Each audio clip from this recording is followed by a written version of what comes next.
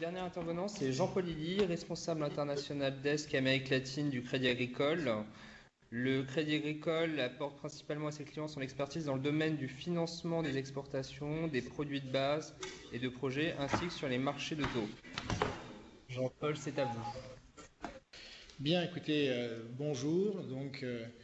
Voilà, je travaille pour le Crédit Agricole et je suis chargé d'aider les entreprises françaises à se développer en Amérique latine, au Brésil et ailleurs. J'ai préparé une présentation qui vous sera communiquée. Je vais la survoler parce que c'est pas la peine de rentrer dans les détails. Enfin, il faut que vous sachiez que le secteur bancaire au Brésil est probablement le secteur le plus solide. Les banques brésiliennes font des bénéfices éhontés. C'est d'ailleurs souligné par beaucoup de monde. Donc je vous ai préparé, vous avez un tableau des différents bénéfices bancaires. Alors c'est dû à plusieurs choses, en particulier à la cherté des crédits. Vous avez ici prochaine slide, merci, pardon. Vous avez donc les taux moyens appliqués aux entreprises brésiliennes, sachant que le taux de base est à 6,5%, d'accord, depuis mars 2018. Donc le crédit de trésorerie, c'est 18,3%, découvert 39,6, escompte 18,1 et financement moyen terme par un animal qui s'appelle le BNDES, qui est la Banque d'État de financement économique et social, à 9,2. Bon, l'inflation étant à 2,83, les taux à 6,5, il y a déjà pratiquement 4% de taux d'intérêt réel. Et les taux que vous voyez là sont des taux moyens.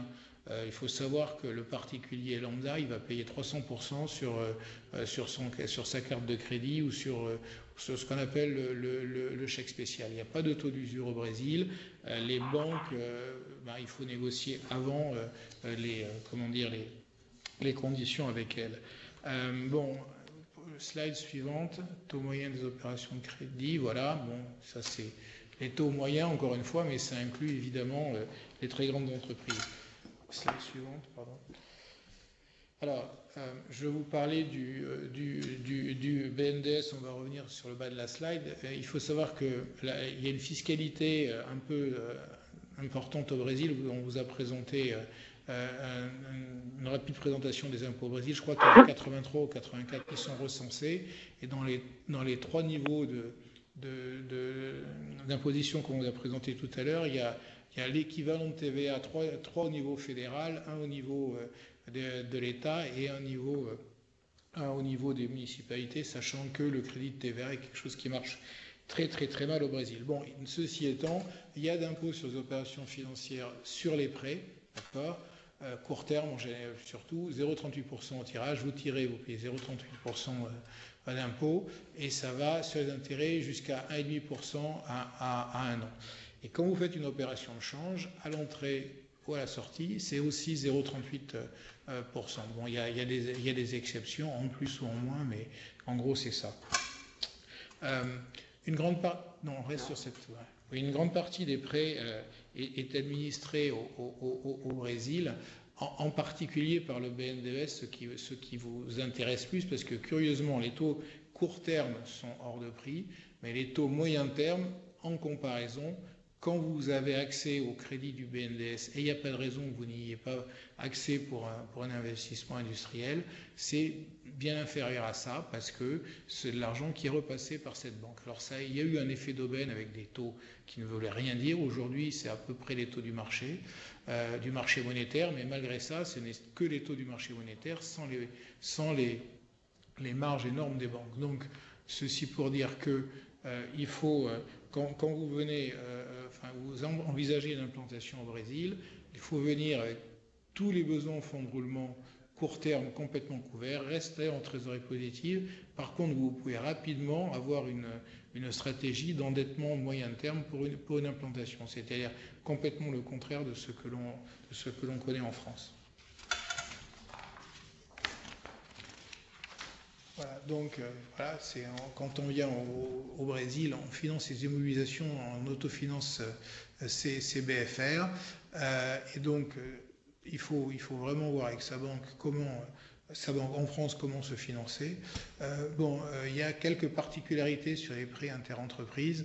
il faut savoir que le compte courant d'associés n'existe pas et que la fiscalité change. Donc comment on se finance par des prêts de sa maison mère, par des prêts intercompagnies qui sont enregistrés comme tels et qui ont un régime de contrôle d'échange spécifique, comme l'a d'ailleurs aussi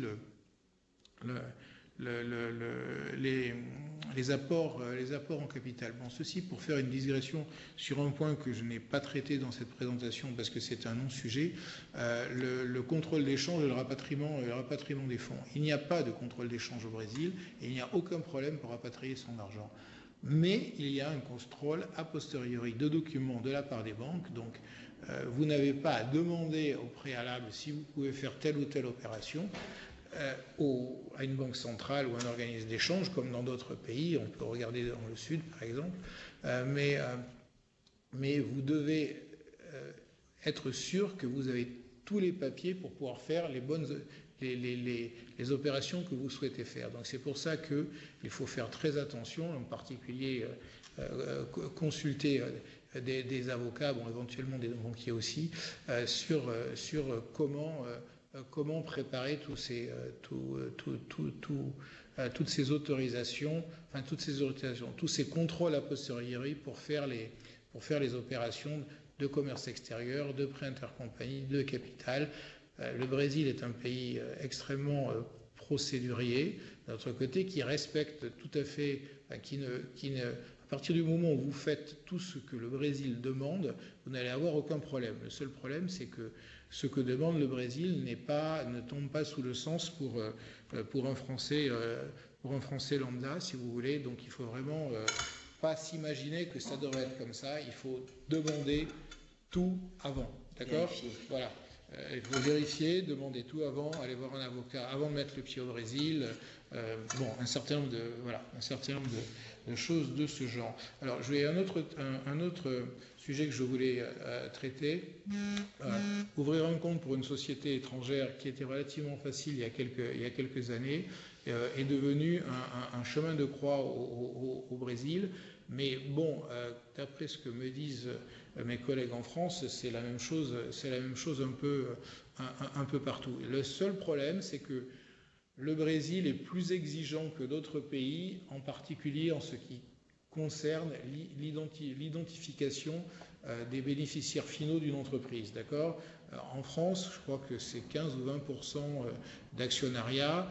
En dessous, vous n'avez pas identifié les actionnaires. Au Brésil, les banques sont censées identifier tous les actionnaires. Donc ça, c'est quelque chose sur lequel vous soyez préparé, en particulier s'il y a des fonds, s'il y a des actionnaires minoritaires, s'il y a des employés. Bon, il y a des réponses à ça, mais il faut les préparer. Il ne faut pas se dire « Ah non, c'est moins de 5% ou c'est moins de 10%, ça sera facile ». Bon, dernière slide pour le conseil pour les paiements des exportations.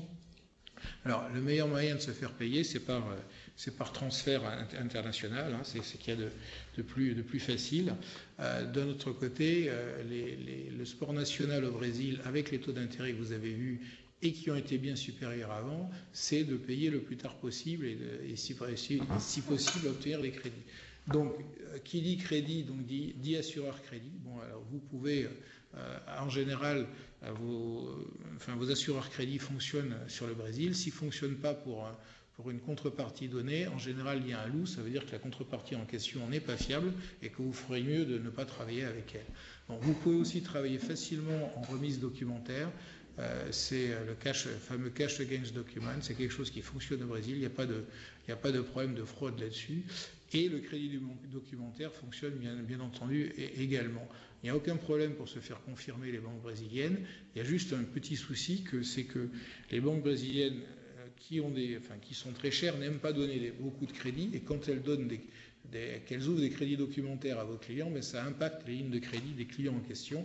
Et donc eux n'aiment pas trop payer les sommes relativement importantes que ça peut représenter, parce que s'ils sont obligés de passer par un importateur qui n'est pas eux parce qu'ils n'ont pas licence d'importation, ça peut leur coûter jusqu'à 10%. Donc ceci est un vrai sujet. Voilà. Bon, ensuite, vous avez une présentation du Crédit Agricole au Brésil sur lesquels je ne m'étendrai pas, et ceux qui sont intéressés pourront discuter avec moi avec le plus grand plaisir mercredi, parce que je serai sur le salon mardi soir, mais je vais arriver tard, et mercredi toute la journée. Et voilà, j'ai terminé ma présentation en moins de 10 minutes, Monsieur Lopez. Merci. Est-ce qu'il y a des questions? Moi, on ne les voit pas, mais si Agnès et David, vous pouvez les transmettre, Alors, nous sommes tous oui. j'ai une question qui est posée par la société Aldélia, qui demande si le Crédit Agricole finance les besoins en fonds de roulement des entreprises à forte croissance et quelles sont les conditions. Alors, le Crédit Agricole au Brésil est une banque de très grandes entreprises ou de clients multinationaux déjà clients préalablement. Donc, le Crédit Agricole peut effectivement faire les financements au Brésil dans certaines conditions. On ne prête pas moins d'1 million de dollars, etc., etc. Et surtout, on a besoin d'avoir des garanties françaises. Mais par contre, le Crédit Agricole en France, qui a pratiquement 10 000 agences en comptant celle du Crédit Agricole et du Crédit Lyonnais, est tout à fait prêt et ouvert pour financer, pour étudier les dossiers de financement. Voilà, après, le crédit, c'est la politique de crédit qui dépend d'un comité de crédit et il faut que le risque soit finançable, mais s'il l'est, il n'y a pas de problème. Voilà. Alors, j'ai une autre question qui est plus une remarque. Donc, l'information que vous avez donnée sur la fiscalité des transferts d'argent ne correspond pas à la réalité que nous vivons en tant que filiale brésilienne d'une entreprise française. Donc, je ne sais pas qui a posé la question puisque j'ai qu'un numéro, mais vous pouvez sans doute y répondre. Écoutez, il y a deux choses. Il y a la fiscalité sur les transactions sur lesquelles il y a des impôts qui peuvent avoir incidé. Et donc, il y a les fameux 15%, 25% dont parlait Maître Brunswick. Enfin, je crois qu'il y a aussi des sujets aujourd'hui entre la France et le Brésil avec des exonérations, mais à regarder au cas par cas. Bon, alors, c'est un vaste sujet. Sur les opérations de change, c'est 0,38%. Quand vous faites une opération de change, la banque déduit 0,38% qu'elle reverse à l'État. Alors, il y a une exception quand vous faites un prêt intercompagnie d'une période de moins de 6 mois. Là, vous êtes taxé à 6%. D'accord ? Et quand vous êtes un particulier qui fait des dépenses à l'étranger sur sa carte de crédit, vous êtes aussi taxé à 6%. Mais bon, voilà, des exceptions, il y en a malheureusement beaucoup au Brésil. Mais ce 0,38% à l'aller et au retour explique pourquoi les grandes sociétés, enfin les sociétés multinationales qui ont toutes des gestions de trésorerie très, très dynamiques et centralisées, etc. Le Brésil est toujours quelque chose d'à part parce que vous n'allez pas centraliser une trésorerie du Brésil vers les États-Unis, l'Europe ou même l'Argentine si vous payez 0,38% à chaque mouvement que vous faites, si vous voulez. Voilà.